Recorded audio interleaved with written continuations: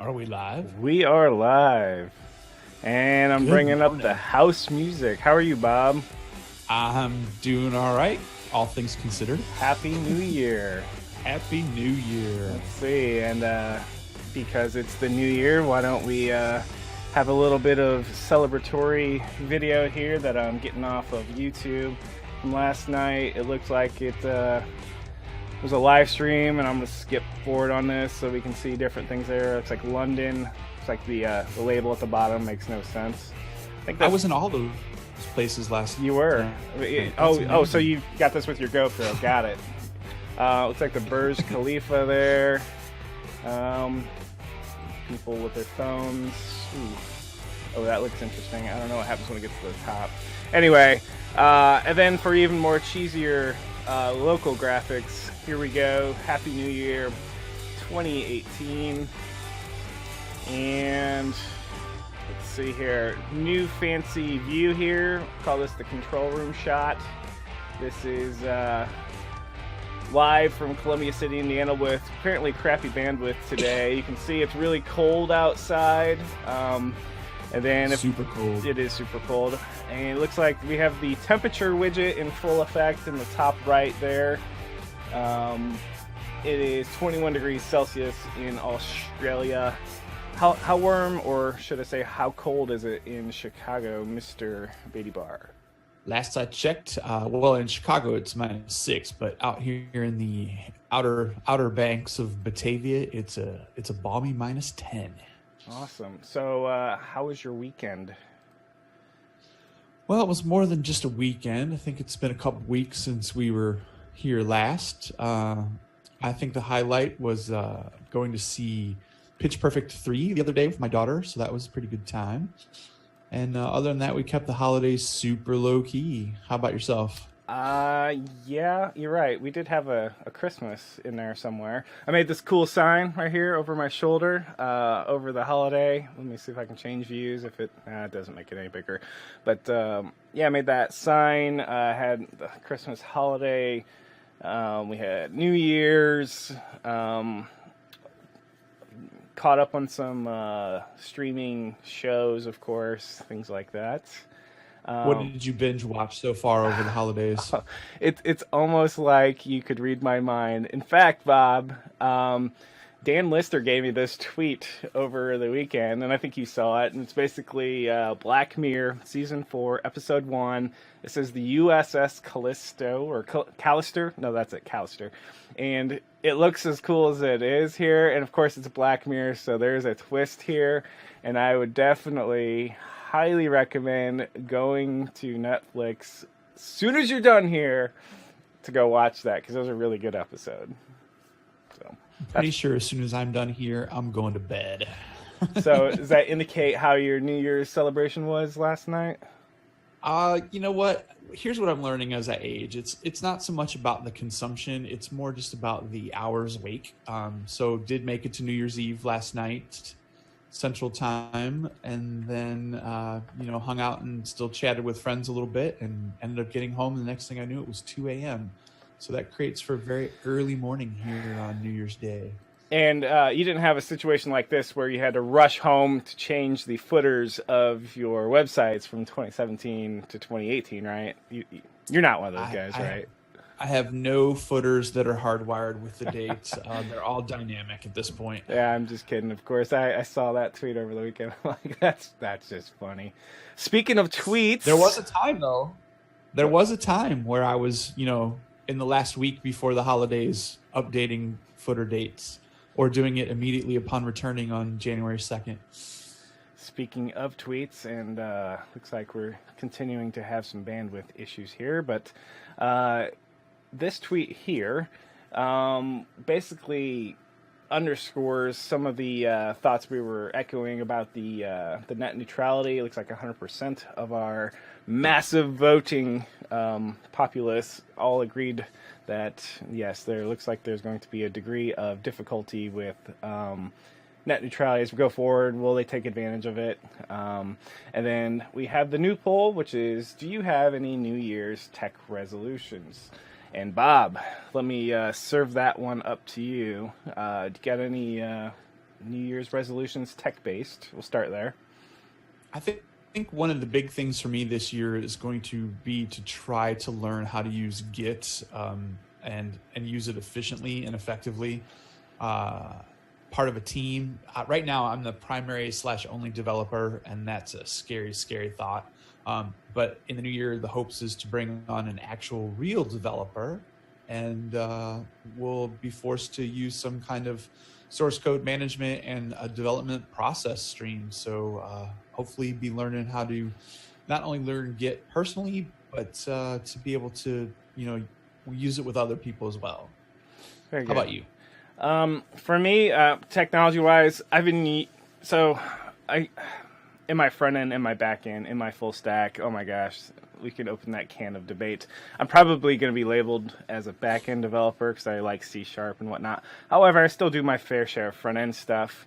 And for me, I like using less. I don't use Sass, but either one. I just want to get better at reusing CSS through less and whatnot. So for me, that is the technology I'm already using, but I know there's like nooks and crannies and cool things I can do with it that I know I can do better. So that's going to be probably higher up on my list. Did you have any tech resolutions for this year, or did you have some goals that you wanted to learn stuff this year? Let's see. Entering this year, I got to think a year ago. I think most of that is falling out of the back of my head 12 months later. It would be just enjoy what you do, no matter what. So that I didn't declare it. Anyone didn't put it on paper, but I think that was my overall theme of the year.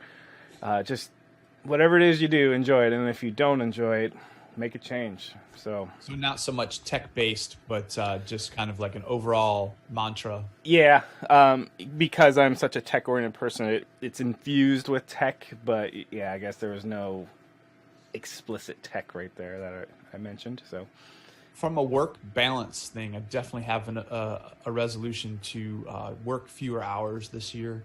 I think I was one of the team leaders in billable time last year, and I didn't really.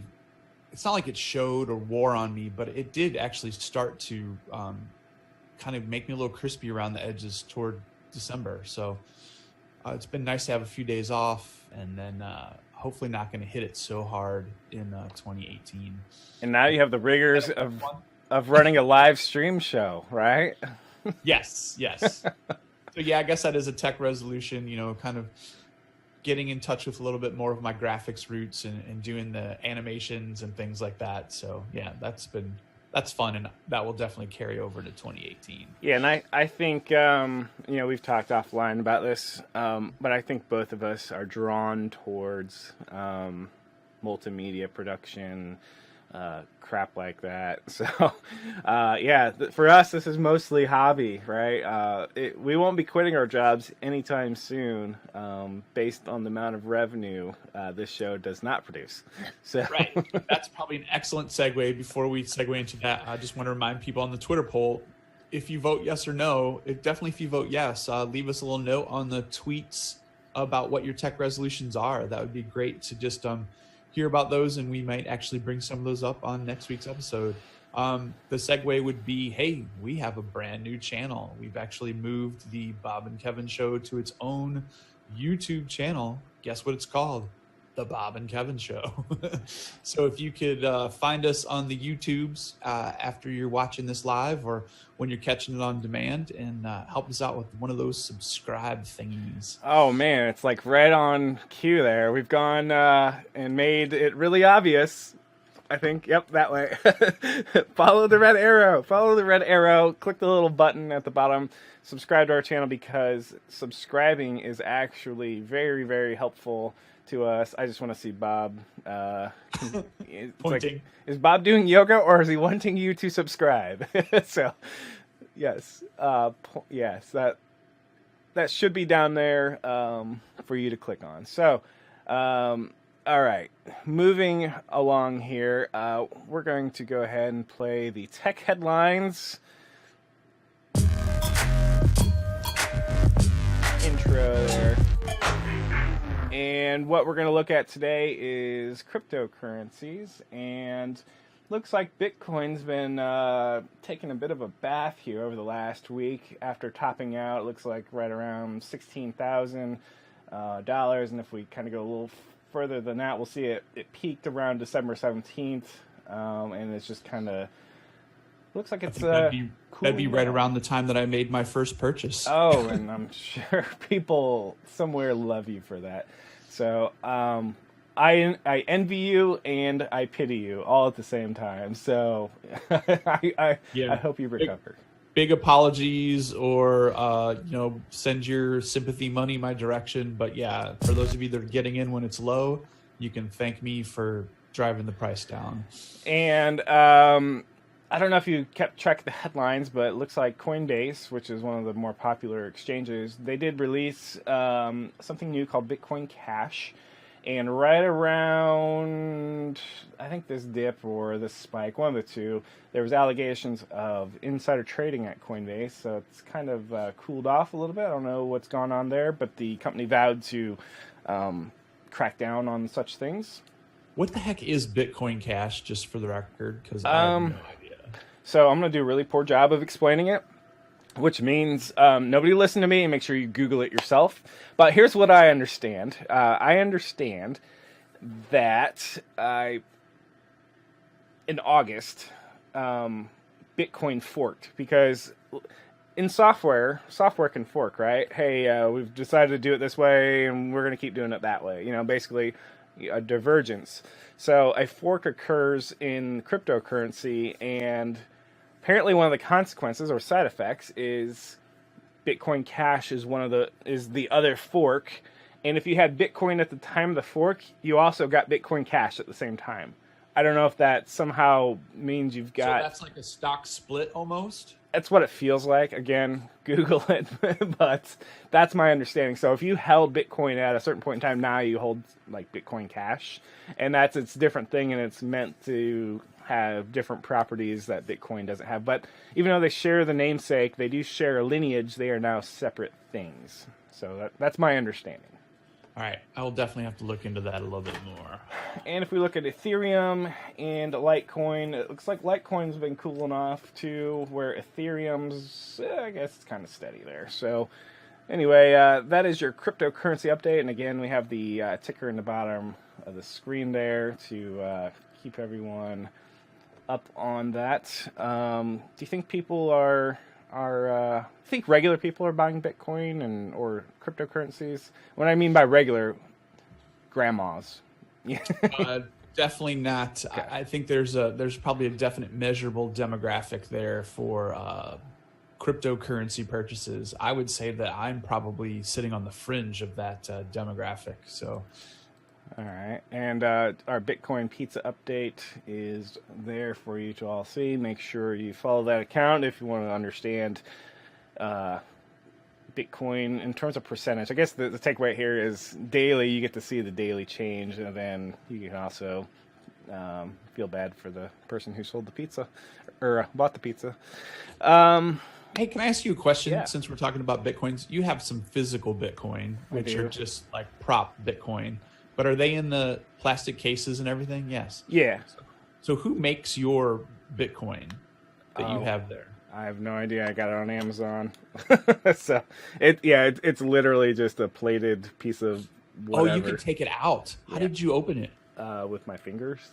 Oh, I'll have to try that. I got my daughter one. She and I are doing this Bitcoin experimentation together, my 16-year-old daughter. So I got her physical Bitcoin. As an aside, I bet you if you're a scam artist and you want to sell these on the street to somebody who's very ill-informed but have heard of Bitcoin, I bet you could I'm not encouraging that at all, but I'm just saying watch out for it.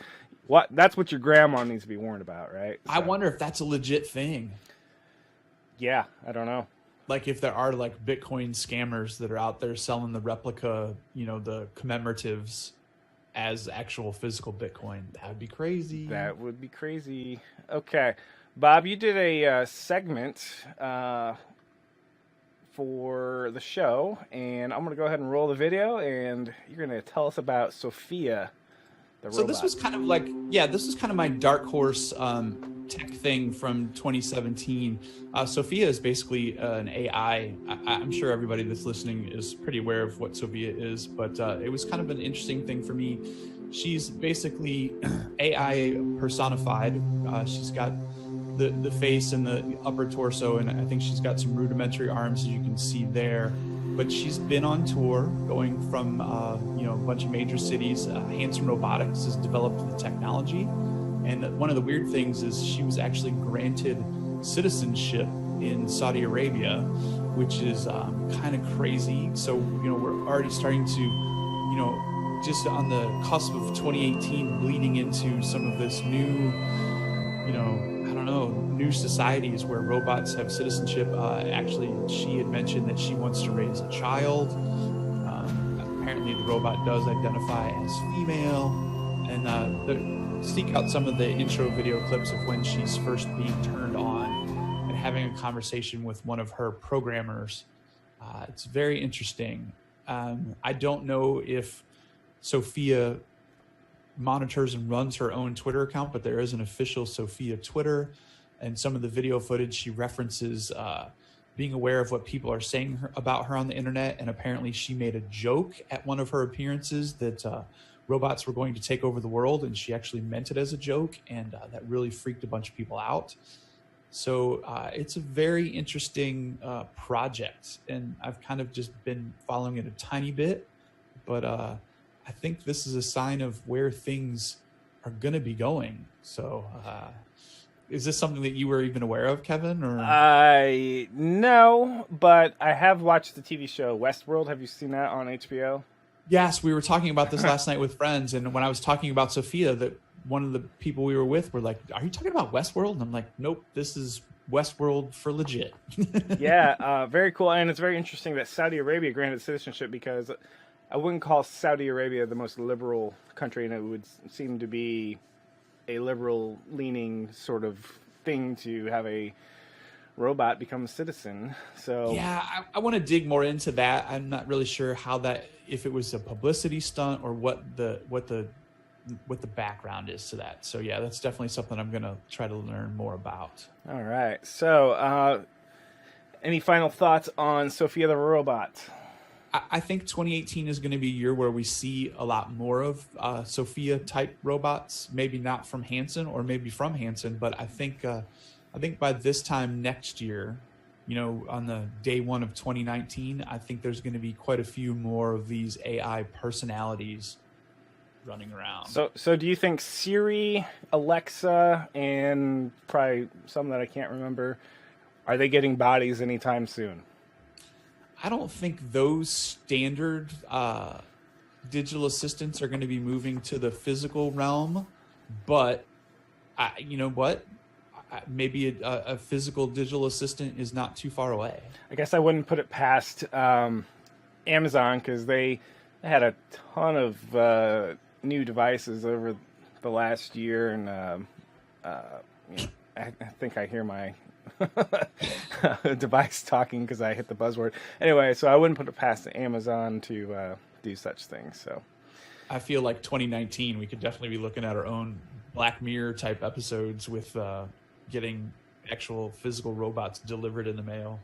Man, maybe Amazon delivers their package. Maybe that package delivers itself, right? It just walks to your door. Hey, I'm here. Knock, knock. Oh, God. Honey, run. Okay. All right. And now for something completely different. Over the break, Apple apologizes to everyone about the iPhone battery/performance slowdown deal. And it primarily affects the iPhone 6, which was released in 2014, the iPhone 7, which was released in 2016, and it created a bit of a fervor. Now, we are a split house here. We have both Android and iPhone devices. Apple's offered a $29 battery replacement. A quick reminder, they are sealed batteries. If you try to do it yourself, it will void your warranty. A lot of people are apparently trying that, though. The Apple $29 deal is only good till December. The problem I think I have in front of me would be, well, you have to send it off. I don't live by an Apple store. They're very exclusive in the country. And there's a lot of people claiming conspiracy. There's lawsuits going on out there. So there's a lot. If you want to learn more about it, there's no shortage of Reddit posts for people to check out. So the Apple battery conspiracy or not conspiracy. Bob, what do you think? You have you're not a phone user, right? I am, and I mean our whole work fleet is iPhone enabled, and we're all on 7s. So like when I was reading over all this, that's exactly what I was thinking, is like, well, how does that impact a large corporate force that's not, I mean, I guess we're always going to be lagging behind, but I just don't think they're handling this really well. So at some point in Cupertino, they're sitting in a room going, hey guys, we've got this new update and here's what it does. Are we to believe that nobody in that room said, guys, should we be doing this? So either A, they knew about it and decided to bury, because it was in a release note, apparently, in one of the iOS updates. But who reads those? Yeah. The only ones I read are Slacks because they're kind of interesting, side topic. Or is there, there was no conscious choice to say, hey guys, we're doing this for this reason. So there's many ways to look at this. One, the kind of negative way to look at this is people are getting their phones slowed down and it'll make you want to upgrade. That's like the most obvious complaint. And I think Apple's got a lot of money. I don't know if that would be their motivation personally. However, I think for me, it's, wait a second, maybe we have defective batteries. And rather than coming out and saying that, oh, it's a defective battery problem, that's going to cost us X number of millions, possibly billions of dollars. Let's just slow down the phones, and that problem goes away. And we're not that far removed from the Samsung Note 7 battery fire thing. So is Apple looking at that experience and going, ooh, we don't, we're doing this out of safety or for you to help out. That would have been a perfect way for them to go if they would have jumped out the gate and said, whoa, I get it. This is pissing people off, but let's just tell you why. Remember the Samsung thing? Like they totally could have brought up all that negative and said, hey, we just don't want you guys having batteries blowing up in your faces. So we throttle back older devices to save you guys. That would have been a perfect way to go. So... I would have bought it. In 2016, when the iPhone 7 was released, Apple touted 1 billion iPhones on the market. So I don't care how much, whatever it is in life, times a billion is a lot. So a billion batteries could be defective, or maybe we go half that, 500 million, or whatever that is, times however many batteries to replace and the inconvenience. It seems to be a big problem. So I'm not saying there's a conspiracy, but I would say there's a lot of motivation there. If the batteries are deemed defective, there seems to be a lot of motivation to, what can we do to mitigate this, guys? The war room, okay, we could replace them, and then somebody might have came up with, we could just slow the phones down and it'll prolong the life. So I just don't like the idea that they spun it. It felt very political, where they say, oh, we're doing this for you. We did it on your best interest. Totally backside spin. Totally. Let me ask you this. Do you think that a development like this is going to impact the way the hardware is designed moving forward for them? Because, I mean, it totally frustrates me that so many of these phone manufacturers make it so the battery cannot be easily replaced. I think that's just a bad design from a product. Gosh, when I got my Samsung Note 5 here, it's very dirty. It has a sealed battery too, and when I got that, I'm like, oh. I asked, I'm like, well, used to not have that, right? They used to have changeable batteries, right? Correct. And I said, well, crap. Well, you got one that's changeable, and they're like, no, that's just the way it's going. This is I don't know, 2-year-old phone, and I get it from a weatherproofing standpoint and all that, but you know, then we have one of these situations, you know, where it's like, okay, it would be easy to send out batteries. Or, hey, you send me a battery, I'll switch it and I'll send you the old battery. Now Apple wants you to send the phone in or physically go to an Apple store, which the closest one to me here is 2 hours away, Indianapolis. That's 2 hours from here.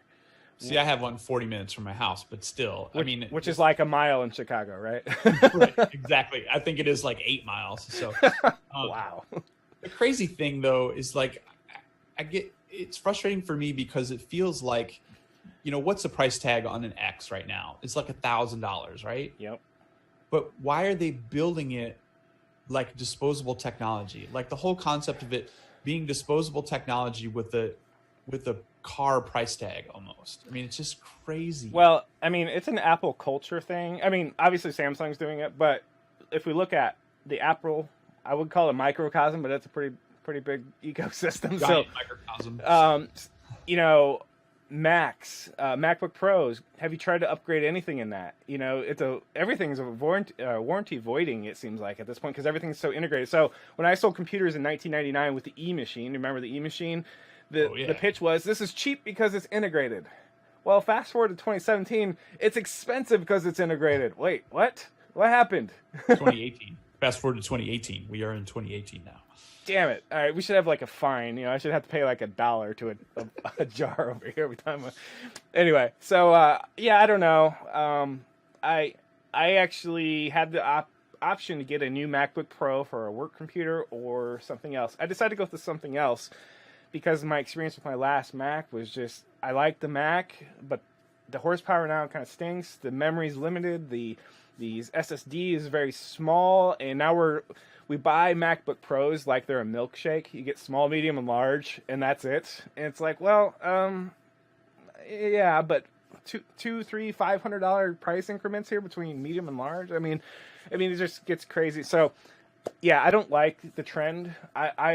I'm a computer nerd. Obviously, I like to be able to service my own devices, whether it's a phone or not. I mean, I can't even put in a micro SD in this, nor can you on an iPhone. So, well, I know you can on an iPhone, but I didn't know Samsung went away from that too. Wow. Yep. Oh, well, so this is the Note 5. So this is not their main phone. Like the meat and potato Samsung phone's the Galaxy, which is kind of like the smaller version of that. But yeah, it's a trend. You know, everyone's like, well, what happens if you drop it in the lake? I would say don't drop it in the lake. So, you know, if you drop it in the lake, it's probably on the bottom of the lake too, first off. But so I guess bigger use cases is what if I spill my coffee on it?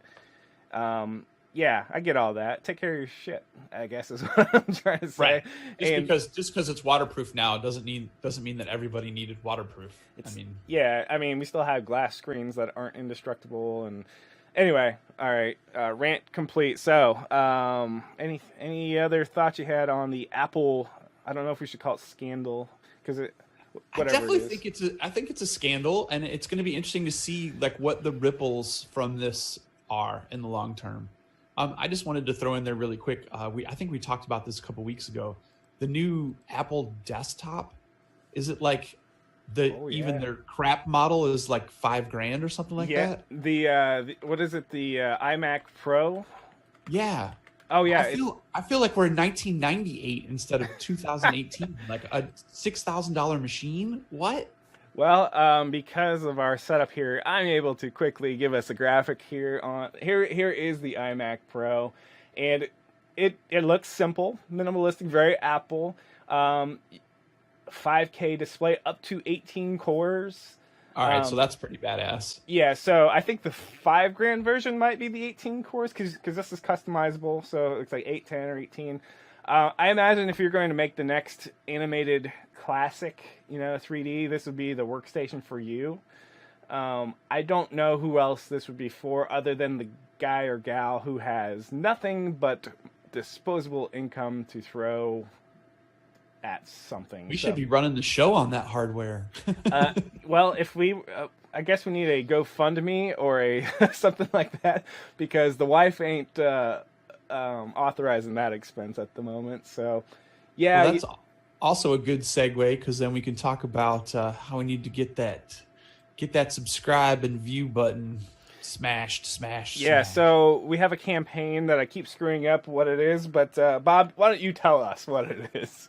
So, short-term goal for the show is to get 250 views in a week. We're sitting at about 100 views typically in a week, 100 to 130. We're trying to push that up to that 250. So views is one of our main goals, but we also have that long-term goal of getting those subscription viewers on board. And so we want you to hit that subscribe button. I love this new graphic. So down there in that corner over there, over there, that corner over there, hit that subscribe button. So so that's a whole different goal, but 250 views in a week, and let's get those subscribers up. And don't forget, we have the new channel. It's the Bob and Kevin Show. You can just search it on the Googles, and it should come right up. Okay, Bob, do you know what time it is? Oh boy, I've been dreading this more than getting up at 6:30 this morning. Here we go. Quiz time. It is quiz time. All right, so today's topic is going to be calendar trivia, and all right. Hopefully I did well in a trivia game last night, so we'll see how this goes. Oh man, hopefully these aren't too tough. Hopefully they're not too easy. Kevin, I'm going to go with Julius Caesar for 100. None of the answers will be Julian or Gregorian, so just so we're clear. All right, so the first question is an easy one. True or false? Is 2018 a leap year? False, because it's not divisible by 4. That is correct. In fact, the official definition of is it a leap year is this, and there's a twist. So it has to be divisible by 4, except for century years, whose year is not divisible by 400. So I believe the year 2000 was not a leap year, even though it's divisible by 4. Maybe that one was. Okay, now 2,000 times, or 400 times 5 would be 2,000, right? So then it would be divisible. Oh, no, wait. Except. Anyway, Google that one later. All right, but yeah, so there's an official definition, but you got it right. Okay. Speaking of leap years, even though it's not a leap year, we're going to go with another leap year question. How many leap years are there in the 21st century? Oh, 25. Close, 24. So 25, except for that one year. Yeah. And because the new year rang in just last night, that means we celebrated many New Years. So one for the Eastern time zone, one for the Central time zone, if you catch my drift. How many time zones are there currently in the world? And here's your hint, it's not 24. I think that it's 13. And if you had a second guess.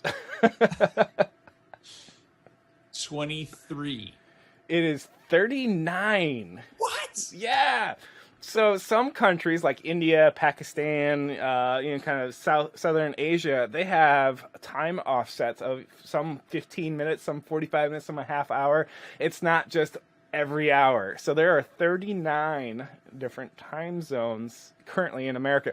So next time you want to do your own math or time and date software library, you might want to think twice because it's not as easy as you think. Yeah, totally just get Moment.js and use that because they apparently got most of that figured out. Yeah. All right. So there we go. Kudos. That was a great, very timely, but topical and very informative. Nicely done. Well, thanks. You're way too kind. It was. I was like, gosh, what the hell am I going to ask him? So there we go. That's what I came up with. Didn't make me feel too stupid either because that's pretty useless yet interesting stuff. All right, here we go. We are now into our Umbraco update, and got a kind of an interesting topic this week here, and I'm gonna roll right into it. So over the break, there was a kind of a thought put out by Jason Prothero from ProWorks, and he says is the forums being hurt by Slack? And so there was a bit of a heated discussion, which of course I was involved in. And the HQ is basically like, it's, Slack is great, but it's probably not a good fit for us. And here's Richard with his tinfoil hat here. And then I thought Kyle nailed it pretty well with his thoughts there. But what does that mean about the other social channels? Is Facebook groups hurting the forums? Is the meetups stealing knowledge? And we'll talk more about this. But the thought is Slack is hiding knowledge because it's not publicly accessible. And is the Umbraco community on Slack a victim of its own success? So that is the topic for today, Bob. And to reset everything, we're kind of a microcosm in the Umbraco community. Umbraco, the HQ, runs our Umbraco, has forums and things like that. And the sentiment lately has been, hey, they haven't been very busy. Not the HQ, but the forums themselves. They're very quiet, right? So what could be attributed to people not using the forums as much? So I think it's being proposed by Jason. And, it's a honest question and an honest thought. Is Slack somehow hurting the forums? So just to put things in perspective, there's over 400,000 users on our Umbraco. There's about 800 now. It's about to tick over. It's meaning Slack is run by Tom Fulton, a community member. He basically created it a couple years ago after a Code Garden Copenhagen edition open space discussion, and he just took the bull by the horns and created it. And it's become pretty popular. I mean, 800 is nothing to rest your laurels on, but it's probably 800 pretty high quality, or at least a good mix of those are pretty high quality developers who've been around the block and whatnot. So it's a chat tool. So, all right, Bob, let me just throw it to you real quick. What's your impressions of the question, which is Slack hurting the forums? Well, it's a really great topic, and I love the fact that we're doing this as Umbraco News, but I think it's probably, you could almost throw this under any community. I firmly believe that 800 is not a big number. We've had this conversation about the Twitterverse as it relates to this open source project, and I think after some, soul searching and long conversations similar to this one, I think that the common belief now is that Twitterverse is actually not nearly as big as everyone thinks it is as a representation of the community. It's people that we all know and engage with, and I think that Slack is very much that same thing. It's a subset of the community. I think if it ballooned from 800 to 8,000, which would be a tenfold increase from where it is right this second, then there might be some reason for concern. And that tenfold bump would have to come like in a heartbeat. I think that there's interesting arguments, compelling arguments against, well, not even against, just compelling arguments about why Slack is taking away. And, some of the conversations really touched upon, well, what is Slack versus the forums? And they're two very different things. The fear of knowledge being lost. I don't know how many new conversations are happening on the forums, and, shouldn't the documentation cover 98.5 ... instances of those, those, hey, how do I do this stuff? So I definitely think it might be symptomatic of a bigger issue as it relates to the way information about how the software works has gotten out there. I think the conversation itself is very interesting in that regard. Yeah, I think it's a hard, you're right. What is the real problem? Is Slack the problem, or is our Umbraco got some, is it just tough to manage a user base that big and they want to engage in different ways? So to address the point of is knowledge being lost, that's where I think Morton on the forums had suggested, well, is are we losing knowledge because people are going to meetups and having private discussions there that never make it back to the forum?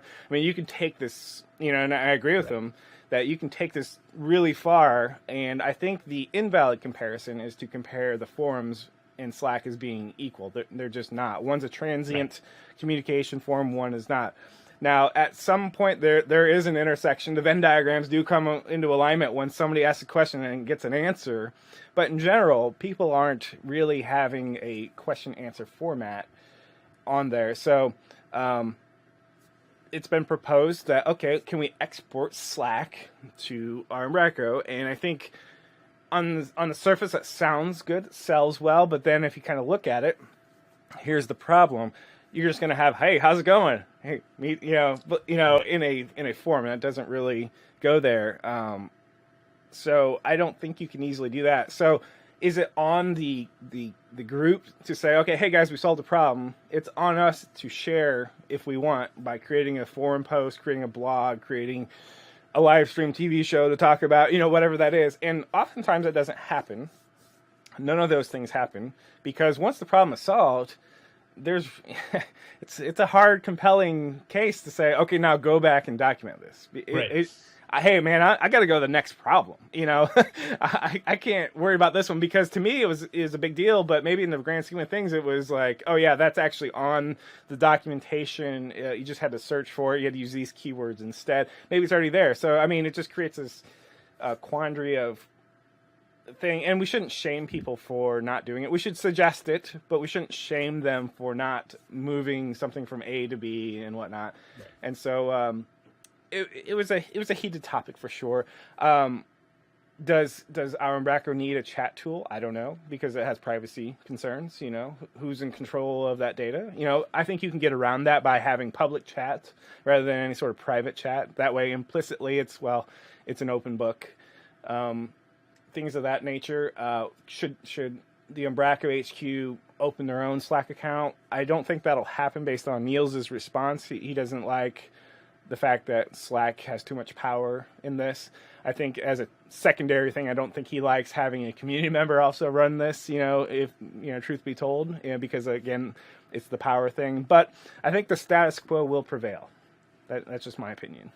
Well, do you think it's also kind of like an indicator, like how old is the forum? I mean, the concept of the forum, that our Umbraco has been around for pretty darn close to that 10-year, mark.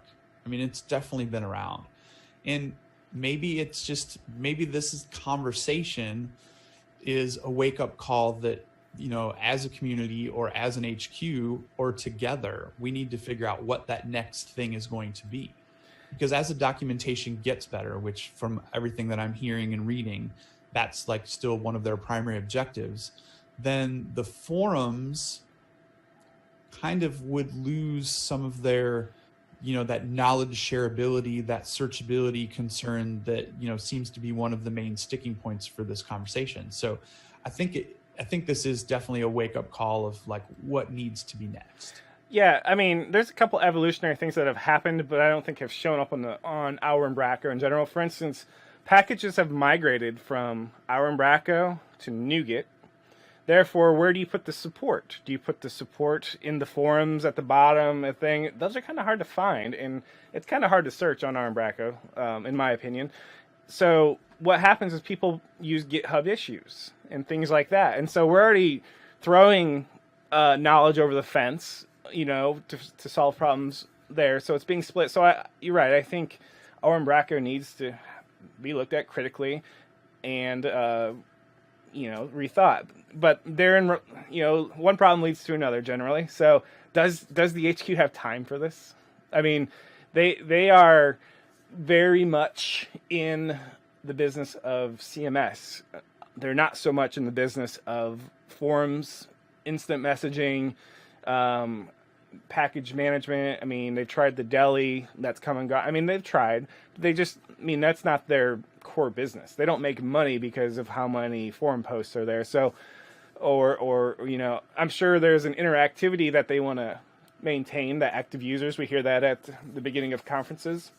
That's an important metric. We've got so many, users with 25 sessions and whatnot. So I think that's all important, but it's also, I think our Umbraco ends up on the cutting room floor in terms of tasks at some point. It's like, yeah, we'd love to do that, but, right. Then that's a time There's more important things for sure. And speaking of split issues and knowledge. There's also issues.umbraco.org, and again, a lot of people don't even know that exists. And I think that's migrating this year. That's the rumor. So I think we're already in a fractured kind of thing. So, who knows? I don't know that anyone knows the answer a year from now what our Umbraco looks like. Maybe it looks the same and doesn't change much, but maybe there's it would be cool if there's a this sort of hub. Like I think you and I talked about this before, like, right. And some sort of Umbraco hub that was more focused on, more community focused and less kind of aggregation. Because really our Umbraco is the homepage is, here's the aggregation of forums, here's different things, here's some packages, over here. But, I don't really get the sense that any packages are promoted or pushed. It's kind of self, describe your package. The compatibility feature, I'm not in love with, because it requires other users to report compatibility, and if they don't understand it, they'll say no, it doesn't work, when it really does, and the developer really doesn't have a chance to do it. Really, what I think is needed is a package matrix. 7.1, yes, it works. 7.2, yes, it works, and so on and so forth. And it has a matrix. I've got all kinds of ideas. Now, the natural solution here is, Kevin, great idea. Send us a pull request. But that's been yet another topic of difficulty. A lot of pull requests go rabbit hole. Go unreviewed and unmerged, and it's their they meaning Umbraco. It's their prerogative to not say, we don't want that, and that's fine. But it creates, opportunity. Where there's resistance, it creates opportunities for others. So somebody else may want to create, a package site, and there was Package Garden. It might still be around. Things like that. So, at some point, I think our Umbraco kind of needs rethought. And they historically, I think, do it at the retreat for Code Garden. But once a year, it just doesn't feel good enough. And again, when they're at Code Garden retreat, I don't think that there's any hard requirement that, hey, we totally re-image or rethink our Umbraco. But once a year is not a very good sprint timeline. It's like, wait, we didn't get it, see you next year. So who knows? Anyway, it'll be an interesting watch to see what happens. I would love to see some trending data on the number of posts and the number of responses over the last 3 to 5 years to see if that's a downward trend or an upward trend or static. Oh yeah, because Umbraco is it's a private company. We don't get we're not privy to any of those metrics, number of users. So we get all that from them. Is there a decline in the forums? Maybe there is. Maybe there actually isn't. Maybe it's just a shifting audience. And I don't know that any of us know that. What I do know is that Umbraco Slack will not be promoted by the HQ anytime soon. Maybe that'll change one day, but at present, no. So, because one of the arguments was as well, it's there, it's creating a secret society. We don't know, nobody knows it's there, and that's therefore evil because it's a secret society. Well, there's closed Facebook groups, and I believe those are run by Cogworks, if I'm correct. Maybe not. Well, I think there's a bunch of them. Okay, so the North American one, I'm only in one of them. I don't know. I mean, Adam Shallcross seems to be the admin on that one. Where is that a secret society? I don't know. I think there's an argument that the Facebook groups are also unhealthy. But then again, you take it to the next level. Are the meetup groups then unhealthy?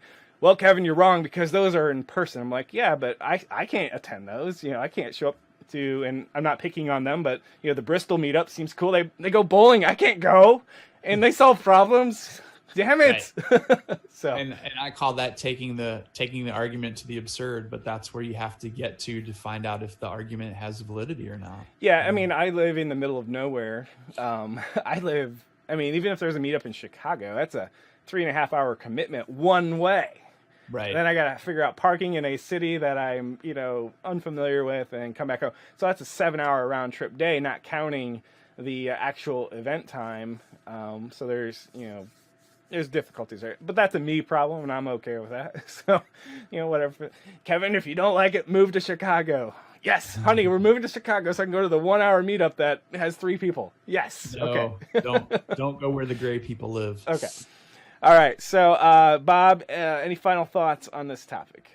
No, I'm just I'm very curious to see where this is going to end up, or if it just fades away and it comes up again in 6 months. All right, so we're gonna go to our final pitch here for everyone here. Bring up the house music here a little bit, because we want you to like us, we want you to subscribe to us, and it really helps things out. And then Bob, you're going to give us the final word by telling us what to expect here. Is it time to bring the lightning? Bring the lightning.